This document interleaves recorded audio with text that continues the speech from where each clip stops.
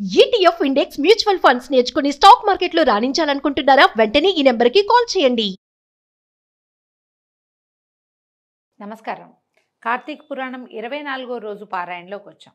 బృందాదేవి మోహంలో కొట్టుకుపోతూ దుఃఖంలో మునిగి ఉన్నటువంటి మహావిష్ణువు ఆయన గురించి ముందు భాగంలో చెప్పుకున్నాం. ఇక్కడ యుద్ధ రంగాల్లో ఏం జరిగిందో చెప్తున్నారు. అతిలోకమైన శివశౌర్యానికి చిన్నబుచ్చుకున్న జలంధరుడు పునః ఈశ్వరుని సమోహింపచేయదలిచి మాయా గౌరిని సృష్టించాడు. ఒక రథంపై కట్టివేయబడి నిశుంభాది నిశాచరుల చేత వధింపబడుతూ ఉన్న ఆ మాయా గౌరిని చూశాడు శివుడు. పరమేశ్వరుడైనప్పటికీ మాయలో పడటం భగవంతుడికి కూడా జరుగుతుంది అప్పుడప్పుడు. ఈయనేమైంది, చూసి చూడంగానే ఉద్విగ్న మానసుడైన ఉగ్రుడు యుద్ధాన్ని, తన పరాక్రమాన్ని, కర్తవ్యాన్ని విస్మరించి ఉదాసీనుడుగా ఉండిపోయాడు. అదే అదనుగా జలంధరుడు పుంఖానుపుంఖాలైన 3-4 బాణాలను శివుని శిరస్సు పైన, వక్షస్థలం పైన, ఉదరమందున ప్రయోగించాడు. అయినా జంగమయ్యలో చలనం రాలేదు. అటువంటి సమయంలో అదంతా రాక్షసమాయగా బ్రహ్మదేవుని చేత బోధింపబడిన వాడై కోలుకొనిన పరమేశ్వరుడు జ్వాలామాలాతి భీషణమైన రౌద్ర రూపాన్ని ధరించాడు. ఆ స్వరూపాన్ని చూసేందుకు సైతం శక్తి చాలక అనేక మంది రాక్షసులు పారిపోతున్న వారిలో ఉన్నటువంటి అగ్రనాయకులైన శుంభుడు, నిశుంభుడు వాళ్ళని చూసిన రుద్రుడు పారిపోతున్న వాళ్ళంతా పార్వతి చేతిలో మరణించెదరుగాక అని శపించాడు. మనం తర్వాత దేవి భాగవతంలో అమ్మవారు శుంభనిశుంభుల్ని వధించింది నీల సరస్వతి స్వరూపంలో అని చెప్పుకుంటాం. ఆమె చేతిలో మరణిస్తారని రుద్రుడే ఈ యుద్ధంలో శపించాడని, కాలాంతరంలో వాళ్ళు అక్కడ మరణించారని దేవి భాగవతంలో చెప్పబడుతుంది. అయితే ఇదంతా గమనించినటువంటి జలంధరుడు బాణవర్షంతో అంధకారాన్ని కల్పించాడు, చీకటిగా చేసేసాడట. ఆ చీకటిని శివుడు తన తపోబలంతో చీకట్లను చీల్చివేశాడు. ఉడికిపోయిన జలంధరుడు పరిఘాయుధంతో పరుగున వచ్చి ఈశ్వరుని వాహనమైన ఎద్దును నందీశ్వరుణ్ణి భయంకరంగా కొట్టాడు. ఆ దెబ్బకు నంది యుద్ధరంగం నుంచి పరుగు తీయసాగింది. దానిని మళ్లించడం సాంబశివుని కూడా సాధ్యం కాలేదు. ఎక్కడ లేని కోపం వచ్చిందట పరమేశ్వరుడికి. వెనువెంటనే చక్రాయుధాన్ని ప్రయోగించాడు. భూమి ఆకాశాలను దహింపజేసే వేయగలిగేటువంటి వేగవంతమైన ఆ చక్రము చూపర్లను భయభ్రాంతులు చేస్తూ వెళ్ళి జలంధరుని తలని నరికి నేల మీద పడేసింది. అతని మొండెం నుంచి వెలువడినటువంటి మహాద్భుతమైన తేజస్సు ఈశ్వరునిలో లీనమైపోయింది. బ్రహ్మాది దేవతలందరూ సంతోషాంతరంగులు, అవనత శిరస్కులు అయ్యి ఆ చంద్రశేఖరునకు ప్రణమిల్లారు, స్తుతించారు, పరిపరి విధాలుగా కృతజ్ఞతలు చెప్పుకున్నారు. అనంతరము బృందామోహితుడై అడవులలో పడి అల్లాడిపోతున్న విష్ణువుని స్వస్థుని చేసే ఉపాయాన్ని కూడా అనుగ్రహించమని కోరగా అందుకు గాను పరాశక్తిని వేడుకోమని చెప్పి జయజయధానాల నడుమ సకలగణ సమేతుడై ఈశ్వరుడు కైలాసానికి వెళ్ళిపోయాడు. శివాజ్ఞ ప్రకారం దేవతలు మహామాయని ప్రార్థించడం మొదలుపెట్టారు. దేవతలు చేసిన మహామాయా స్తోత్రం అద్భుతమైనదటండి. అర్థం చెప్తున్నాను. ఈ మహామాయా స్తోత్రము అని కనుక మనం సెర్చ్ చేసి వెతికి పట్టుకుని చదువుకోగలిగితే చాలా బాగుంటుందట. ఎక్కడా కూడా మనం తల్లకిందులయ్యే పరిస్థితి రాదు. అంటే ఒక్కొక్కసారి మనుషులం కదా, మనం రోజు మాయలోనే పడతాం, మనం ఉండేదే మాయలో. దాంట్లో నుంచి మనకి తర్వాత గతి ఏమిటి అనేది తెలుస్తుందట. దొరికిన వాళ్ళు ప్రయత్నం చేసుకోవచ్చు. సృష్టి స్థితి లయలకు కారణమైన సత్వరజస్తమో గుణాలు 3 దేని నుంచి పుట్టాయో ఆ దేవి యొక్క ఇచ్చ వలన లోకంలో జనన మరణాలు సంభవిస్తున్నాయో అటువంటి మూల ప్రకృతి మహామాయకి నమస్కరిస్తున్నాం. అంటే ఏ దేవి వల్ల ఇవన్నీ పుట్టి మళ్ళీ లీనమవుతుందో ఆ దేవికి నమస్కరిస్తున్నాము. ఏదైతే 23 భేదములతో చెప్పబడిన సమస్త లోకములను అధిష్ఠించినదో, వేదములలో సైతము దేని యొక్క రూపకర్మములు కీర్తింపబడుతున్నాయో అట్టి మూల ప్రకృతికి నమస్కరిస్తున్నాము. దేని యందు భక్తుడైన వాడు దరిద్ర మోహ భయ పరాభవాల్ని పొందడో, ఏదైతే తన భక్తుల యందు ఎడతగని ప్రేమ కలతో ఆ మూల ప్రకృతికి నమస్కరిస్తున్నాము. ఆయన ఇలా చెప్తున్నాడు అనమాట. ఈ దేవతలు చేసినటువంటి మూల ప్రకృతి స్తవాన్ని ఎవరైతే ఏకాగ్ర చిత్తంతో త్రిసంధ్యలు 3 కాలాల యందు పఠిస్తారో వాళ్ళు ఏనాడు దరిద్రాన్ని కానీ, భయాన్ని కానీ, మోహాన్ని కానీ, దుఃఖాన్ని కానీ, అవమానాన్ని కానీ పొందకుండా ఉంటారు. ఇక ప్రస్తుతంలోకి చెప్తున్నాడు నారదుడు. ఈ విధంగా దేవతలు ప్రార్థన చేయంగానే ఆకాశంలో జ్వాలాయుతమైన అద్భుతమైన తేజస్సు ఒకటి పడుచూపి, ఓ దేవతలారా, త్రిగుణాల రీత్యా నేను త్రిమూర్తులను ధరించి ఉన్నాను. రజోగుణం వల్ల లక్ష్మిగాను, తమోగుణం వల్ల సరస్వతిగాను, సత్వగుణం వల్ల లక్ష్మిగాను, రజోగుణం వల్ల లక్ష్మిగాను, తమోగుణం వల్ల పార్వతిగాను విలసిల్లుతున్నది నేనే. కాబట్టి మీ వాంఛా పరిపూర్తికై ఆ లక్ష్మీ పార్వతీ సరస్వతుల్ని ఆశ్రయింపుడని ఆదేశించి అంతర్ధానమైపోయిందట మహామాయ. దేవతలు ఉమారమ సరస్వతుల చెంతకు వెళ్ళి తమ మనోగతాన్ని వెల్లడించారు.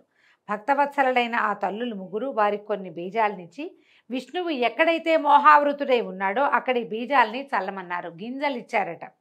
అయితే దేవతలు ఆ బీజాల్ని తెచ్చి శ్రీహరి మోహితుడై పడి ఉన్న బృంద యొక్క చితాప్రాంతం అంతా చిలకరించారు. బృందాదేవి ఒక చోట చితాభస్మంగా మారిపోయింది. ఆమె యోగాగ్నిలో దగ్ధమైపోయింది కదా, అక్కడక్కడక్కడే తిరుగుతున్నాడు ఆమె వ్యామోహాలతో.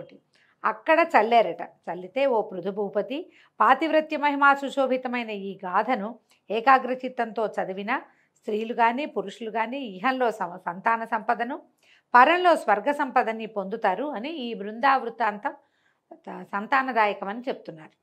పునః నారదుడు ఇట్లా చెప్పాడు: ఓ పృథు మహారాజా, పూర్వోక్త విధానంగా బృందాచితాస్థలిలో దేవతల చేత చల్లబడిన బీజాల వల్ల త్రిగుణ శోభితాలైన ఉసిరి, మాలతి, తులసి అనే 3 వృక్షాలు జన్మించాయి.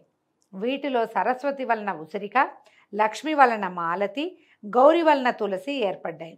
అంతవరకు బృందామోహంతో మందుడై ఉన్నటువంటి విష్ణువు తన చుట్టూ చెట్లై మొలిసిన లక్ష్మీ సరస్వతి పార్వతి మహిమల వల్ల కోలుకున్నవాడే అనురాగపూరిత హృదయంతో ఆ వృక్షాలని చూడడం మొదలుపెట్టాడు.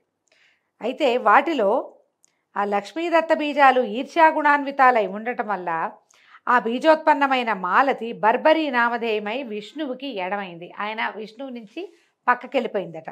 కేవల అనురాగపూరితాలైనటువంటి ఉసిరి, తులసి మాత్రమే పీతాంబరునకు ప్రియకరాలయ్యాయి. తద్వారా విష్ణువు మోహవిముక్తుడై ధాత్రి తులసి సమేతుడయి సర్వదేవతా నమస్కారాల్ని అందుకుంటూ వైకుంఠానికి తరలి వెళ్ళాడు. అందువల్లనే కార్తీక వ్రతంలోని విష్ణు పూజలో ముందుగా తులసిని పూజించినట్లయితే పుండరీకాక్షుడు ఎనలేని సంతోషాన్ని పొందుతాడు. అంతేకాకుండా ఇప్పుడు మాలతి అనేది ఒక తమాషాగా వాసన వస్తుంది. గిన్నె పువ్వులాగా ఉంటాయి, మంచి వాసన వస్తుంది. కోస్తే చిన్నగా పాలు వస్తాయండి. మామూలుగా పాలు వచ్చే ఏ పువ్వులని దేవతా పూజలకి వాడరు, అది పనికిరాదంటారు. మాలతి వృక్షం ఇట్లా జన్మించిందట. వాసన మాత్రం మహాద్భుతంగా ఉంటుంది. దాన్ని పూజలో వాడరు సాధారణంగా. ఈ 2 చెట్లని మనం తులసిని నిత్యము పూజిస్తాం. ఉసిరి కూడా విష్ణుగుణాన్వితంగా ఉంటుందని చెప్తారు. అయితే తులసి మహిమ చెప్తున్నారు. ఎవరింట్లో అయితే తులసీవనం ఉంటుందో ఆ ఇల్లు సరస్వతీర్థ స్వరూపమై విలసిల్లుతుంది. యమదూతలు అక్కడికి రాలేరు. సర్వపాప సంహారకమైన ఈ తులసీవనాన్ని ఎవరు ప్రతిష్ఠిస్తారో వారికి యమధర్మరాజును దర్శించే పని ఉండదు. అంటే నరకానికి వెళ్ళరని, పుణ్యాత్ములై స్వర్గాన్ని పొందుతారని భావం. గంగా స్నానము, నర్మదా దర్శనము, తులసి సేవనము ఈ 3 సమాన ఫలదాయకాలని చెప్పబడుతోంది. తులసిని ప్రతిష్ఠించిన అంటే పాతిన, తడిపిన, నీరు పోసిన, తాకిన, ముట్టుకున్న, పెంచిన మానసిక శారీరక పాపాలే కాక మాటల వలన కలిగే పాపాలు కూడా మటుమాయమైపోతాయి. తులసి గుత్తులతోటి అంటే మంజరులు అంటాం కదా, గింజలు రావడానికి ఒక కుచ్చులాగా వస్తుంది, మంజరి అంటారు. ఆ మంజరితోటి తులసి గుత్తులతోటి శివకేశవుల్ని అర్చించిన వాడు ఖచ్చితంగా మోక్షాన్ని పొందుతాడు అంటంలో ఎటువంటి సందేహం లేదు. పుష్కరాది తీర్థాలు, గంగాది నదులు, విష్ణువాది దేవతలు తులసి దళాలలో నివసిస్తూ ఉంటారు. ఎన్ని పాపాలు చేసిన వాడైనా సరే, ఎవడైతే శరీరానికి తులసి మట్టిని పూసుకుని మరణిస్తాడో అటువంటి వాణిని చూసేందుకు యముడు కూడా భయపడతాడు. అటువంటి వాడు విష్ణు సాయుధ్యాన్ని పొందుతున్నాడంటాము సత్యము సత్యము, ముమ్మాటికి సత్యం. తులసి చెట్ల యొక్క గంధాన్ని ధరించే వాడికి పాపాలు కొంచెం కూడా అంటావు. తులసీవనపు నీడలో పితృశ్రార్థం చేసినట్లయితే అది పితరులకు అక్షయ పదాన్ని ఇస్తుంది. అదేవిధంగా ధాత్రి వృక్షం అంటే ఉసిరి చెట్టు గురించి చెప్తున్నారు. ఉసిరి చెట్టు నీడన పిండ ప్రదానం చేసిన వారి పితరులు నరకలోకంలోంచి విముక్తులవుతారు. ఎవడైతే తన శిరస్సు పైన, ముఖమందున, దేహమందున, చేతులందున ఉసిరి పండును ధరిస్తాడో వాడు సాక్షాత్తు విష్ణు స్వరూపుడని తెలుసుకోవాలి. ఎవరి శరీరంపై ఉసిరిక ఫలము, తులసి, ద్వారకోద్భవమైనటువంటి మృత్తిక ఉంటాయో నిస్సందేహంగా వాడు జీవన్ముక్తుడేనని తెలుసుకో. ఉసిరి పళ్ళని, తులసి దళాన్ని కలిపిన జలాలతో స్నానమాడిన వాడికి తక్షణమే గంగా స్నాన ఫలం లభిస్తుంది. ఉసిరి పత్రితో కానీ ఫలాలతో కానీ దేవతా పూజ చేసిన వాడికి ముత్యాలతోనూ, మాణిక్యాలతోనూ, బంగారంతోనూ ఆరాధించిన ఫలం ప్రాప్తిస్తుంది. అందుకని మనకేం చెప్తారండి, కార్తీక మాసంలో ఉసిరిపళ్ళు దానం చేయండి అంటారు. నిజానికి విరివిగా విస్తారంగా ఉసిరి రాదు, చిన్న చిన్న కాయలు ఉంటాయి, లేతవి. మనకి ఎప్పుడు వస్తాయి ఇవి? మహాశివరాత్రి సమయంలో ఫిబ్రవరి వచ్చేసరికి కానీ మనకి ఉసిరికాయలు గైరుగా బలమైన పండు రాదు. ఇప్పుడు లేత పండు దానం చేస్తే అంత విశేషమైన ఫలితం లభిస్తుందని చెప్పలేమండి. ఈ సమయంలో లభించేవైతే మనకి ఏమంటారు హైబ్రిడ్ కాయలే కనిపిస్తాయి. కానీ తులసి మంచిదని చెప్తారు, ఉసిరి మంచిది అని చెప్తున్నారు అంతే. సూర్యుడు తులాగతుడైన కార్తీక మాసంలో చేయబడే యజ్ఞయాగాదులు తీర్థ సేవనాలు విశేష ఫలితాలను ఇస్తాయి. సమస్త దేవతలు మునులు కూడా ఈ కార్తీక మాసంలో ఉసిరి చెట్టుని ఆశ్రయించుకుని ఉంటారు. అందుకని మనకి విశేషంగా ఏం చెప్తారు, ఈ సమయంలో చేసేటువంటి వనభోజనము ఖచ్చితంగా ఆ వనంలో ఎక్కడైతే భోజనం చేస్తామో అక్కడ ఉసిరి చెట్టు ఉండాలి. ఉసిరి చెట్టు పాదాల దగ్గరే మనం చెట్టు నీడనే సాలగ్రామార్చన చేసుకోవాలి, విష్ణు ఆరాధన చేసుకోవాలి, శివాభిషేకం చేసుకోవాలి, సాలగ్రామ దానం చేయాలి. ఆ చెట్టున్న వనంలోనే మనం భోజనాలు చేయాలి. ఇలాంటివి హరిభజన చేయటము ఇవన్నీ విశేషంగా చెప్తారు. మన అవకాశాన్ని బట్టి తప్పకుండా జరుపుకోవచ్చు.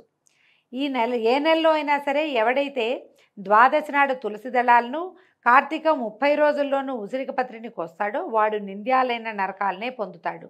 అంటే ఏమిటి, కార్తీకంలో ఉసిరి పత్రి కోయకూడదు అని చెప్తుందండి పురాణం. కోయకూడదు. పైగా ద్వాదశి రోజున కూడా తులసి దళాలు కోయకూడదట. మిగిలిన అన్ని రోజుల్లో పర్వాలేదు, కానీ ద్వాదశి నాడు తులసి దళం కోయొద్దు, ఇదొకటి. తర్వాత కార్తీకంలో 30 రోజులు ఉసిరిక పత్రిని కోయకూడదు.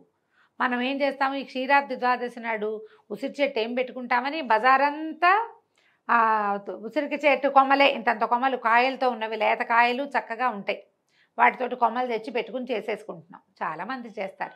అందరూ ఉసిరికి చెట్లను భరించి పెట్టుకోలేరు కదా. మనం ఈ పాపమే చేస్తున్నామండి, ఇది తప్పని చెప్తోంది పురాణము.